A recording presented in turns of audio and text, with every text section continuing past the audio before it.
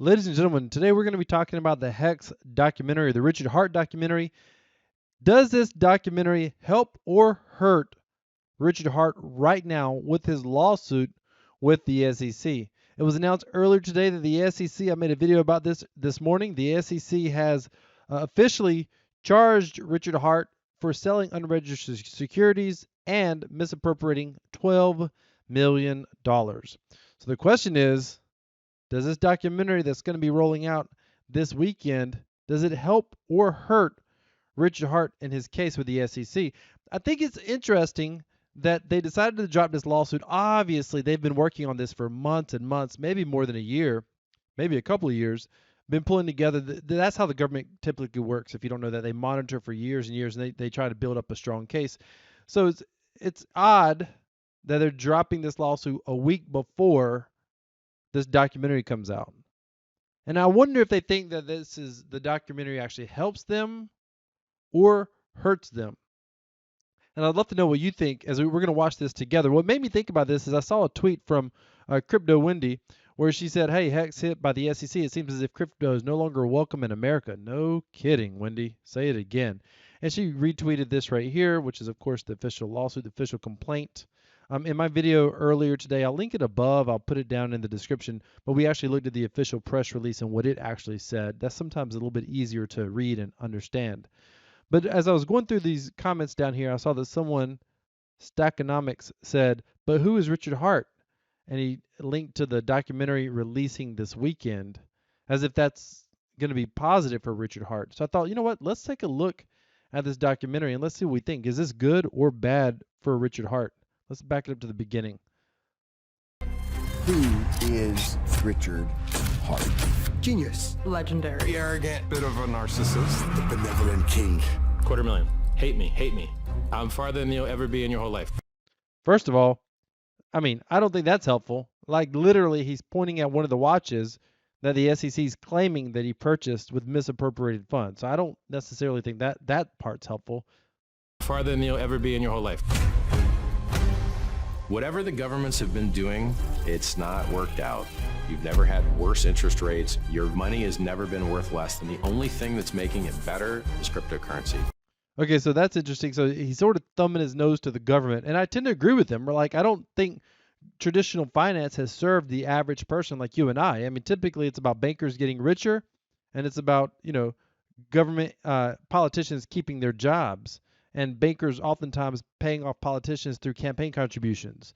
And we see stuff where we see Jamie Dimon claiming of JP Morgan, the CEO of JP Morgan, claiming that Bitcoin is bad, no one should be purchasing it. Then a few weeks later, we find out that he has some of his traders buying Bitcoin, literally buying his bank is buying Bitcoin at the same time he's publicly saying that Bitcoin was bad.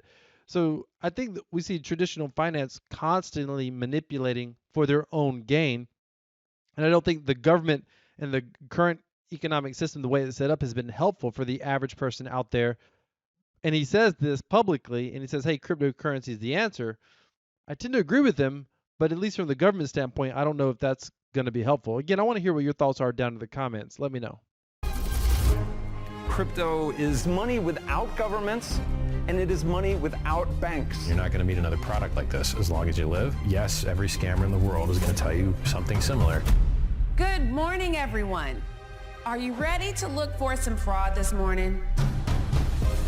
They are promising 40% annual return. Everything I have worked for is staked in Hex. Good. So this is interesting. Okay, first of all, I want you to hear that real quick. Staked in Hex. Good. Everything I've ever worked for is staked in Hex. So far, it seems like we're 50 seconds in, and it seems like they're saying they're making a case. Is Hex basically, is it a security or is it a fraud or is it not? Is it a scam or is it not? That's kind of the question it seems like we're asking. This guy says everything I have ever worked for is staked in Hex, and Richard's response is that's a good thing. And I think the challenge with that argument is if it looks like he staked Hex and he used Ethereum to buy Hex, and somehow or another that Ethereum that he used ended up in a wallet that Richard Hart controls, that's going to be challenging for Richard to defend. But the documentary itself, I don't know, is this helpful or hurtful? Now, I'm going to tell you, I did withdraw money from Pulse and Pulse Chain today. I say money. I withdrew my PLS tokens, my PulseX tokens, DAI, USDT. I did withdraw that today and bridge it over. I'll talk about it was about 5 figures. I'm down a little bit. I'll talk about how much I'm down, and I'll talk about what I'm going to be doing with that 5-figure amount here towards the end of the video. But let's get back to this. I put it all in. All what? All over house money. Wait, what? Wait, what? Hang on. What? Work for is staked in Hex. Good. I put it all in. All what? All over house money. Wow. He said I put all of our house money in. What does that mean? Did he have a mortgage? Did he have money saved up for a down payment and he put it in? I mean, these things are like, it's showing that people were committed, but it can also be painted. I mean, Richard Hart needs to have some good lawyers. That could be painted very negatively. No, I don't think that it's a scam. Because I trust Richard Hart. That's scary. I don't think it's a scam because I trust Richard Hart. Here's the challenge. The Howey test talks about in order for something to be a security, it has to be able to pass the Howey test. And there's 3 tenets of the Howey test. And if it fails any of those tenets, then that is supposed to make it a security according to the SEC here in the U.S. One of those tenets says you can't expect work from others to benefit your investment. Now, this guy didn't say he expected Richard Hart to necessarily do anything, but he said I trusted Richard Hart.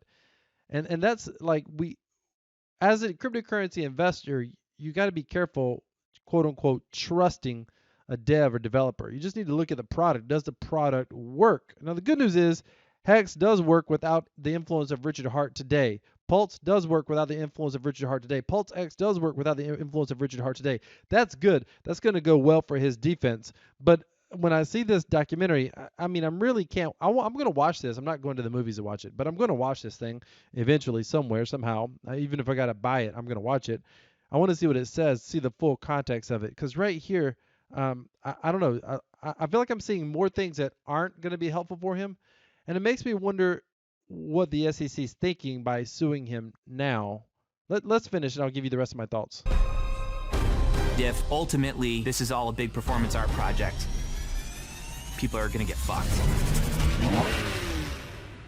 So that means I should trust you. Listen, I think you should trust me, but if you get into the habit of trusting people like me, you'll get the crap scammed out of you.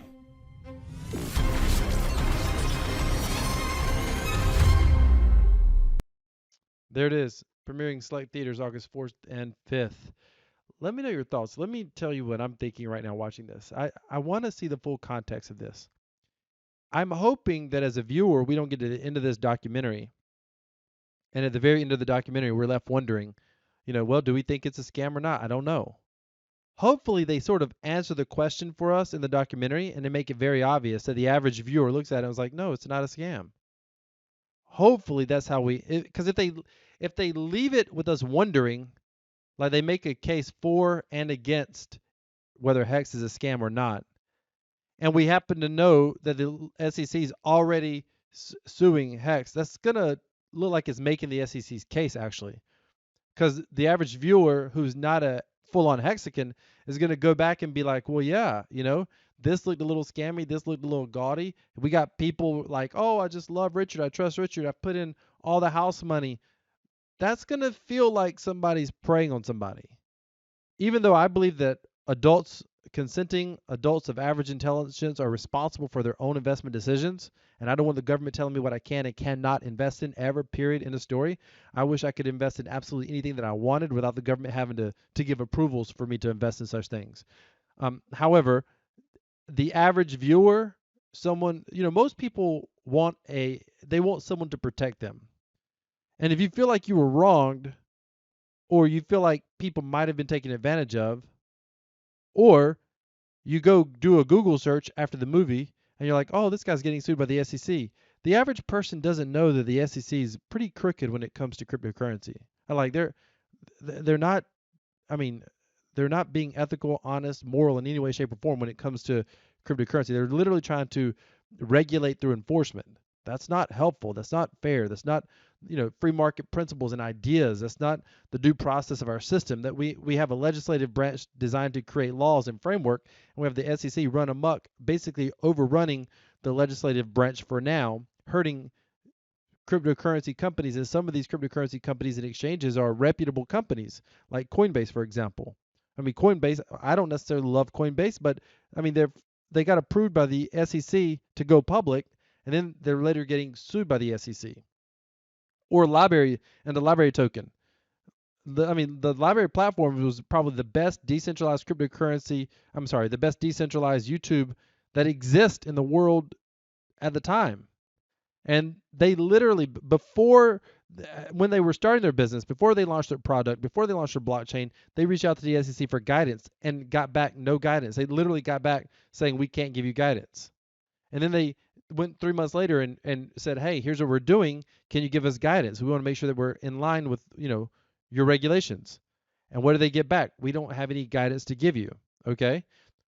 6 months later, hey, here's where we're at. We've got some, can we get guidance? Here's what we're doing. And again, they don't have any guidance to give.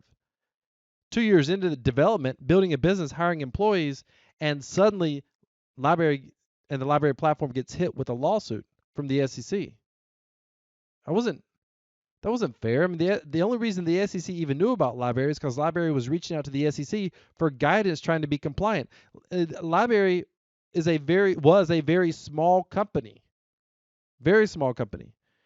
They essentially got buried with their legal bills, and they got put out of business by the SEC, in part because they couldn't afford the attorneys to fight them. The whole thing's ridiculous. I mean, the SEC came out and ruled against them, but if they would have had Ripple caliber of lawyers, XRP caliber of lawyers, then I believe XRP could have won. Now, it's going to be interesting to see how Richard Heart fights back against this, if he does fight back against it, and if he hires a legal team, what that legal team looks like. The whole thing is going to be fascinating. Because I don't think he's going to be... See, when they claimed that he was misappropriating funds of $12 million, what they're doing is they're effectively preventing him from accessing cryptocurrency to be able to pay lawyers.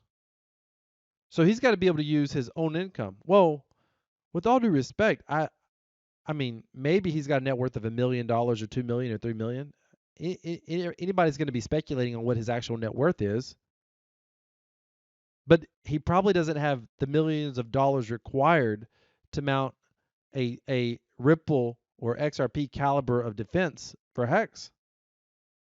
So it has me concerned for Richard Heart. Now, Hex is going to continue on. Ultimately, the community will determine whether Hex is a success or failure. Ultimately, the community will determine whether Pulse and PulseX is a success or failure, ultimately. And I believe long-term, the community is going to prevail, or at least there's a real possibility it's going to prevail. I shouldn't say I think it's going to.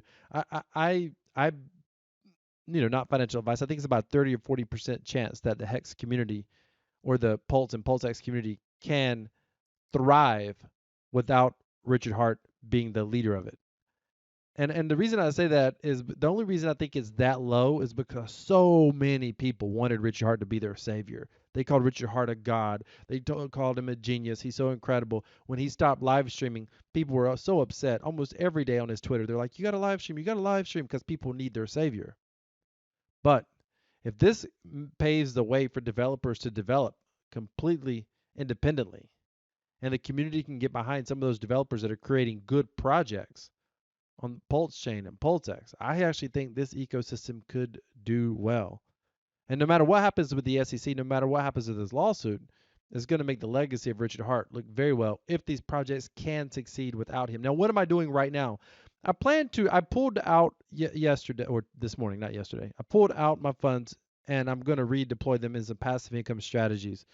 I got 2 or 3 strategies that I absolutely love. And what I'm going to do is probably every month or so, I'm probably going to go back in and do a small dollar cost average back into the Pulse and the PulseX ecosystem. I've not been a super big fan of Hex at all, but I like Pulse. I like the Pulse chain.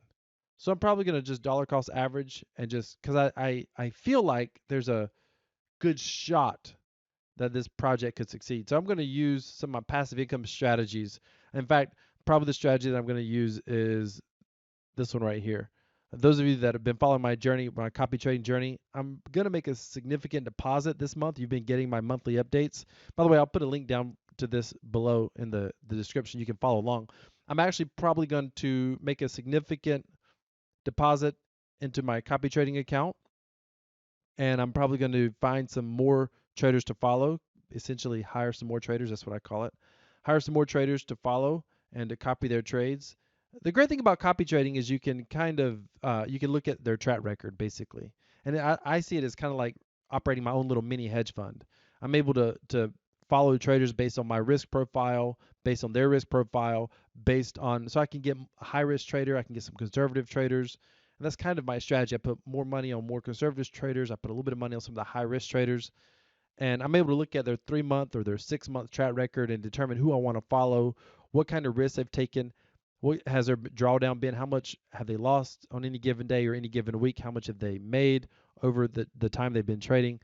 So I'm going to continue my copy trading strategies, and I'm probably going to add some more funds to my copy trading strategy from what I withdrew from the Pulse Chain ecosystem. But I'm going to use profits and probably buy back in. That's my current plan at the time of this video. So if you want to continue to, if you want to follow this journey, go down in the description. I'll put a link down there. Ladies and gentlemen, if you want to continue to follow what happens with Hex and the Pulse Chain and this lawsuit, and also further developments, I'm going to continue to invest in Pulse Chain. I'm going to continue to monitor and follow this lawsuit because I think it's important for all of cryptocurrency personally. I don't necessarily want to see this lawsuit succeed. Like I feel like anything that they say Richard Heart is guilty of, what he's not guilty of is he's not guilty of tricking people. He's not guilty of fraud. That's why I don't like when they talk about the misappropriating of funds. He didn't fraud anybody. He didn't, we all sacrificed. At no point in time did he guarantee us anything for that sacrifice. And most of us assumed it was probably going to eventually end up in his control and his pockets anyway. I don't know.